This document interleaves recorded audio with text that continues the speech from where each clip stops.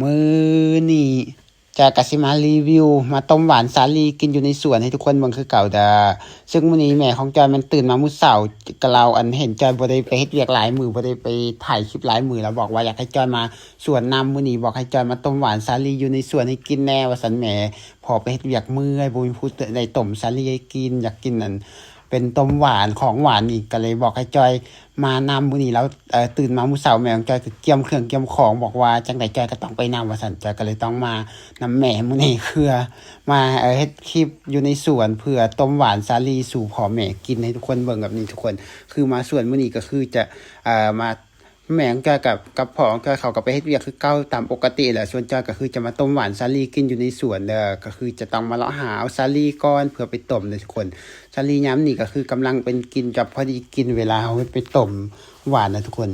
หลังจากได้สาลีมาเรียบร้อยแล้วต่อมาจอยก็ต้องมาปอกให้ทุกคนคือจะเอามาปอกเพื่อจะไปเฮ็ดแนวกินก็คือจะไปต้มนั่นแหละคือเฮ็ดต้มหวานอยู่หวานเฮาจะเอิ้นต้มหวานหรือว่าเอิ้นแกงหวานเด้อทุกคนหวานเฮาเขาจะเอิ้นแกงหวานสาลีประมาณนี้แต่ว่าจอยจะว่าต้มคือเขาก็ปอกเอามาแบบให้มันหมดแต่ทุกคนสิ่งที่เอามาก็ต้องปอกให้หมดแต่สาลีจอยจะต้มหลายๆเลยมื้อนี้เพราะว่าจอยจะต้มเอาไปเฮือนแน่ไปให้หลานๆอยู่ในเฮือนเขาเจ้ากินแน่ให้เด็กน้อยอยู่ในเฮือนกินน่ะแบบนี้จอยก็เลยต้องต้มหลายก็คือการต้มหวานของจอยมื้อนี้ก็คือจะมีสักครู่1ถุงแล้วน้ำตาลครึ่งโลแล้วก็จะเป็น กะทิ1ถุงกะทิอันเป็นฝุ่นมะพร้าวนะทุกคนหลังจากเอาสาลีมาเรียบร้อยแล้วปอกมาเรียบร้อยแล้วต่อมาจะต้องมาพืชทุกคนพืชเพื่อเกียมจะต้มเลยเขาจะต้องพืชให้มันอ่อนๆเพราะว่าจะไปต้มเอาไปพืชให้มันหมดเลยแหละทุกคนเอามาได้สำใดก็คือเอาหมดเลยเอามาหมดก็เอาหมด คือมีสิต้มหลายเลยแหละทุกคนก็คือแบบนี้ทุกคนอันเหนียวก็คือจะต้องพืชสาลีหลังจากเขาพืชสาลีแล้วเรียบร้อยต่อมาจะต้องมาดังไฟเพื่อเกียมจะต้มสักครู่ด้วยทุกคนเพราะว่าเอาสักครู่มาน้ำแบบนี้นะต้องต้มสักครู่ที่เอามาแหละสักครู่จะต้องดังไฟก่อนแล้วก็ต้มน้ำให้มันเดือดแล้วจะเอาสักครู่ใส่หลังจากน้ำมันเดือดแล้วต่อมาก็คือจะเอาสักครู่ใส่ต้มถงหนึ่งเลยสักครู่นะทุกคนสักครู่หลังจากเขาต้มเราก็จะพยายามคนให้มันปะไว้จนกว่ามันจะสุกหลังจากมันสุกแล้วแม่ของจอยก็มาพักผ่อนพอดีก็เลยให้แม่ของจอยมาสวยก็คือ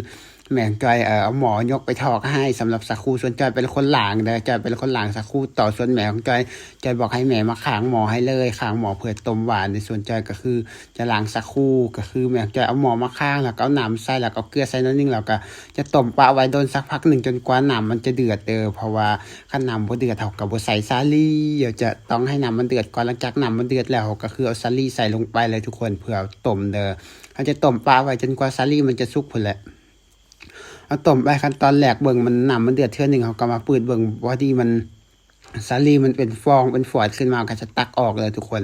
เอาจะจงแบบให้มันเห็นแต่เม็ดสาลีแล้วก็น้ำใสๆหลังจากนั้นแล้วก็คือต้มปะไว้จนกว่าสาลีมันจะสุกหลังจากสาลีมันสุกแล้วตามด้วยการใส่สักครู่ลงไปเลยทุกคนสักครู่ก็คือหลายเติบเพราะว่าถุงนึง หลังจากเอาสักครู่ใส่ลงไปแล้วก็จะโคเลมันเข้ากันแล้วปะไว้จนกว่าเบิ่งว่าสักครู่มันจะสุกอย่างประมาณนี้ทุกคนเพราะว่าสักครู่ต้มตอนแรกอันก็ยังบ่สุกดีปานใดหลังจากเขาต้มปลาไว้น้ำมันเดือดแล้วสักครู่ก็น่าจะเริ่มอยากสุกแล้วต่อมาจอยก็ต้องเอาน้ำตาลใส่ด้วยทุกคนน้ำตาลจอยก็ใส่ให้มันหลายเท่าที่มันจะหวานด้วยทุกคนเอามาโลนึงก็ซื้อครึ่งโลประมาณนี้ก็ประมาณ5ขีดบ่ฮอด5ขีดดอก5ขีดมันก็สิหวานเกินเฮาใส่เท่าที่มันจะหวานนะทุกคนหลังจากมันหวานเรียบร้อยแล้วต่อมาจอยก็ต้องตามด้วยกะทิเอาใส่เป็นถุงเลยเด้อกะทิมันเอามาจะส่วนใหญ่อยู่บ้านจอยจะเอามาเป็นถุงจังซี่ทุกคนเพราะว่าเอากะทิผงเอากะทิอันที่เป็นน้ำมาใส่มันบ่ค่อยมันอีกอย่างเอาไว้โดนบ่ได้กะทิเป็นน้ำแต่กะทิเป็นผงอันนี้สามารถเอาไว้โดนได้แบบนี้ทุกคนคือเอามาเป็นถุงเลยหลังจากนั้นแล้วมันสุกแล้วเรียบร้อยก็คือโป่งแล้วก็ตักใส่ถ้วยเพื่อกินเลยทุกคนอันนี้คือหลังจากเขากินข้าวแล้วขั้นตอนที่2สิ่งที่เราจะกินก็คือกินของหวานไส้แบบนี้นะทุกคนคือจอยกับแม่กินกันแค่2คนเดี๋ยวเพราะว่าพ่อของจอยรับเฮ็ดเวียกอยู่อีกสวนนึงเราบ่ได้มานำเฮาเดี๋ยวเราไปเฮ็ดเวียกของเราเฮาก็มาเฮ็ดเวียกของเฮาแบบนี้นะ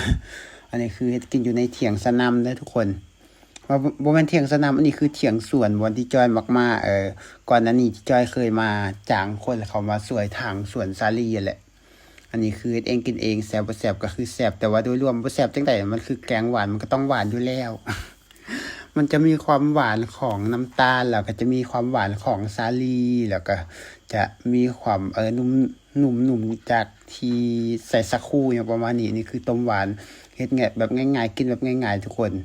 แล้วสำหรับคลิปตัวนี้จากก็ได้ขอจบสำนี้เด้อแล้วพบกันไว้คลิปหน้าว่าแล้วก็บ๊ายบายพบกันไว้คลิปหน้าเด้อ